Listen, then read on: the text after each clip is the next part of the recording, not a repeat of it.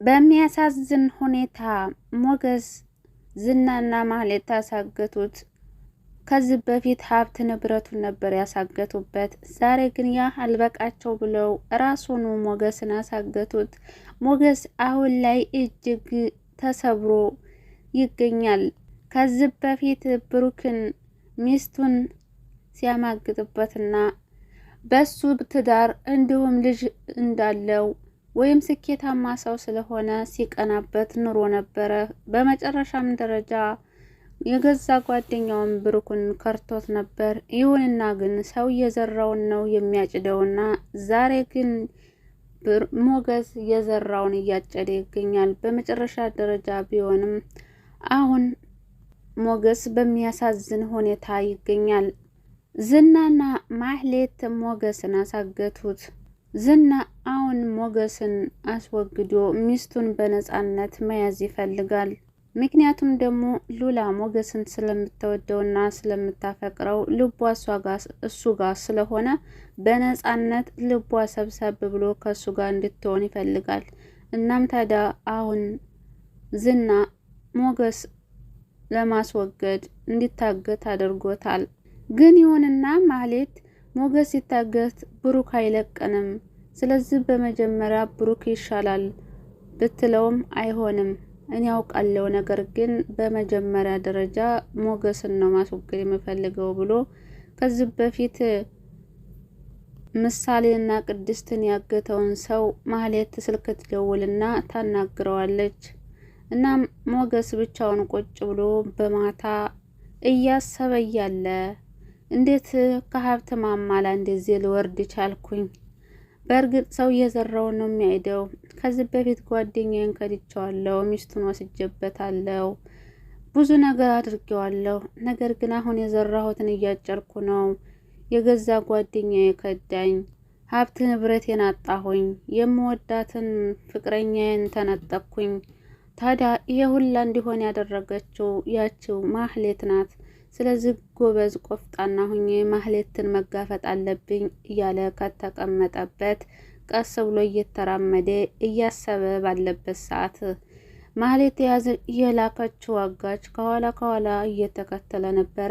ከዛም በኋላ ለማህሌት ስልክ ይደውልና ይኸውልሽ ሰውየውን አግኝቼዋለሁኝ ይላታል። በቃ እዛው እጫፍ ድረስ ተከታተለው እንዳትለቀው ትለዋለች። እሺ ተከትየዋለሁኝ፣ አንቺም ደግሞ ስልኩን እንዳትዘጊው ይላታል። ማህሌትም የአጋቹን መልስ እየተጠባበቀች እያለ አጋቹም በቃ ተሳክቷል፣ ሞገስን አግቼዋለሁኝ ይላትና ይነግራታል። ማህሌት በጣም ተደስታ ለዝና ስልክ ተደውልና ይኸውልህ ያሰብነው ነገር እኮ ተሳካልን፣ ታገተ እኮ ሞገስ፣ አሁን እንግዲህ የፈለግከውን ነገር ማድረግ ትችላለህ ብላ ትነግረዋለች። ዝናም አይ እንዲያው ባይሳካ ነበረ የሚገርመኝ፣ ቀላል ይሳካል እንዴ? አይዞሽ፣ አንቺም ቤትሽና ሁሉም ነገር በእጅሽ ይገባልሻል፣ በመጀመሪያ ሞገስን እናስወግድና ይላታል። ማህሌትም በጣም ደስ ብሏታል ሞገስ ስለታገተ። ነገር ግን ኤፍራታ የሞገስ መታገትና የሞገስ መሞት ምንም አላስደሳትም። በመጠኑም ቢሆን ኤፍራታ ሞገስን ትወደዋለች፣ በቀላሉ ማለት በትንሹ ማለቴ ነው። ነገር ግን ያው ሀብትና ንብረቱ ስለጠፋበትና ስለታገተበት ብዙም አይደለችም። ይሁንና ከማህሌት ይልቅ ኤፍራታ ታዝንለታለች ትንሽም ቢሆን። እናም ታዲያ እንግዲህ ብሩክ ሞገስ መታገቱን ሲሰማ በጣም ተናዶ ተበሳጭቶ ይደናገጣል። እናም መሳሪያውን ይዞ ከዚህ በፊት ምሳሌ የታገተችበት አካባቢ ነበር የሄደው። እዛ ሊሆን ይችላል የሚያግቱት እዛ ነው የሚሆነው ብሎ መሳሪያውን ይዞ ፍለጋ ይወጣል። አሁን አጋቹና ሞገስ እንዲሁም ብሩክ ተፋጠዋል። ብሩክ ከዚህ በፊት ታውቃላችሁ እንግዲህ ከሞት ጋር ተጋፍጦ ምሳሌን እንዲያስለቀቃት ታውቃላችሁ። ምክንያቱም ደግሞ ምሳሌን አጋቹ ይዞ በሽጉጥ ደቅኖ ብሩክም ደግሞ አጋቹ ላይ ደቅኖ በስንት አሳር ልጅን ምንም ነገር እንዳታደርግብኝ እኔ ምንም ነገር አላደርግብህም ብሎ ያው በስንት መከራ ምሳሌን እንዲለቀቃት እናስታውሳለን። አሁንም ታዲያ ብሩክ የገጠመው እንደዚህ አይነት ነገር ነው። አሁን ብሩክ ምሳሌን ይዞ ለመሄድ ወደ ውጭ ሀገር እየተሰናዳ ባለበት ጓደኛው መታገቱን ሲሰማ ምሳሌን ይዞ ለመሄድ አልቻለም።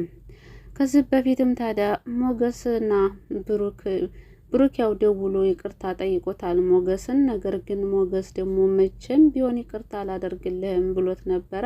አሁን ግን ያው ይቅርታውን ይቀበላል። ምክንያቱም ለሱ ብሎ እንግዲህ ፊት ለፊት ተጋፍጦለታል ብሩክ ማለት ነው ለሞገስ እና በዚህ እንኳን እስኪ ጓደኝነቴ ወይም ደግሞ ይቅርታ እንኳን ቢያደርግልኝ ብሎ አስቧል ብሩክ። በእርግጥም ይቅር ያደርገዋል። እሱም ቢሆን አንተ በእኔ ቦታ ብትሆን ልጅ ብትታገትብህና ልጅ ብትታመምብህ የልጅህን ሕይወትን ለማዳን ስትል ጓደኛህን አትከዳሞ የሚል ጥያቄ ነበር የጠየቀው ብሩክ ሞገስን። ሞገስም ታዲያ አላቅም የሚል መልስ ነበር የመለሰለት። ማህሌት አሁን እንግዲህ ዝና ከብሩክ ላይ ቤቱን ቀምቶ ወይም ይሰጠኛል ብላ በተስፋ እየጠበቀች ትገኛለች። ከብሩክ ቀምቶ እንኳን ባይሰጠኝ የቤት መግዣ የሚያክል ገንዘብ እሰጥሻለሁ ስላላት ማህሌት ደስ እያላት ይገኛል። ነገር ግን እሱ ዝና 5 ሳንቲም አያቀምሳትም ማለት ነው። አሁን እሱ እንደዛ እያላት ያለው ሞገስን ለማስወገድ እንድትተባበረው ብቻና ብቻ ነው። እሱ ሞገስን እንትን ታለ ካስወገደ ሌላ ስራ የለውም ማለት ነው። ቀጥታ ወደ ሉላ ጥቅልል ብሎ ይገባል፣ ስራውን ይጨርሳል ማለት ነው። ከዛም በኋላ እንግዲህ ማህሌት እስር ቤት ትገባለች። ዝና በሰላም በፍቅር ከሚስቱ ጋር ይኖራል። ዳር ላይ የሚቀመጡት ኤፍራታና ማህሌት ናቸው። አሁን እንግዲህ ኤፍራታንም ስራው ላይ እንድትሳተፍ አድርገዋታል። ምክንያቱም ደግሞ ሚስጥራቸው እንዳትናገርባቸው ብለው ስላሰቡ ነው። ዳጣ እንግዲህ ጀግና ዳጣ እውነት ለመናገር የቅድስትን ሕይወት አድናለች፣ አትርፋለች ማለት ነው። በመጨረሻም እንግዲህ ቅድስት መጠጥ እንዲያጠጭ ብላ ዳጣ ነግራት ነበር። ነገር ግን ሽማግሌው ጠጭ እያለ እንድትጠጣ አድርጎ ካሰከራት በኋላ ወደ ክፍል ይዟል ሊገባ ሲል ነገር ግን ዳጣ ደርሳላታለች። የሆነና ዳጣ ቶሎ ወደ ክፍል ልትገባ አልቻለችም። ጥበቃው ሊያስገባት አልቻለም ነበር። አንቺ ሕፃን ልጅ ነሽ አልደረሽም በማለት እንትን ሲላት፣ እሷም ደግሞ እባክህ እህቴ የሆነ ገንዘብ ቸግሮን እኮ እህቴ እዚህ ውስጥ ነበር የገባችው፣ ስለዚህ ገንዘቡን አግኝተናል እባክህ ልድረስላት የሆነ ነገር ሳትሆን ብትለውም አይሆንም አትገቢም፣ ነገር ግን መግባት ከፈለግሽ አሁኑኑ በዛ አካውንት 5000 ብር ካስገባች ትገቢያለሽ ይላታል። እሷም ታዲያ ለሞገስ ደውላ ብሩን እንዲያስገባ ተነግረዋለች። ሞገስም ደግሞ በጣም ጥሩ ሰው ሆኗል። እውነት ለመናገር ቶሎ ብሎ ገንዘቡን ያስገባላታል። ነገር ግን ገንዘቡን ሲያስገባላት ቶሎ ብላ ወደ ቅድስት ነበር የሄደችው። ወደ ቅድስት ስትሄድ ሽማግሌው ወደ ክፍል ይዟል ሊገባ ሲል ነበር የደረሰችው። ከዛም በኋላ ብር እንመልስልሃለን ልጅቷ ልቀቃት ትለዋለች። ሽማግሌው ግን በፍጹም አንቺ ሌባ አጭበርባሪ ናችሁ፣ አሁን ቀጥታ መውጣት ትችያለሽ፣ ውጭ ብሎም እንግዲህ ሊያስፈራራት ሞክሮ ነበረ። ዳጣ ግን አስባበት ስለነበረ እንግዲህ የምታስፈራራበት ይዛ ሄዳ ነበረ ቢላ ማለት ነው። እሱን ስታወጣ ሽማግሌው ፈርቶ ቅድስትን ይለቃታል። እንዲሁም ቦርሳውንም ከእጁ ላይ ምንጭቅ አድርጎ አንተ ቅሌታም፣ አሁን አንተ የኔ አያት አትሆንም እንዴ ብላ እንግዲህ ሰው በተሰበሰበበት አዋርዳ ዳጣ ጀግናይቱ ማለት ነው ቅድስትን ይዛ ወደ ቤቷ ሄዳለች።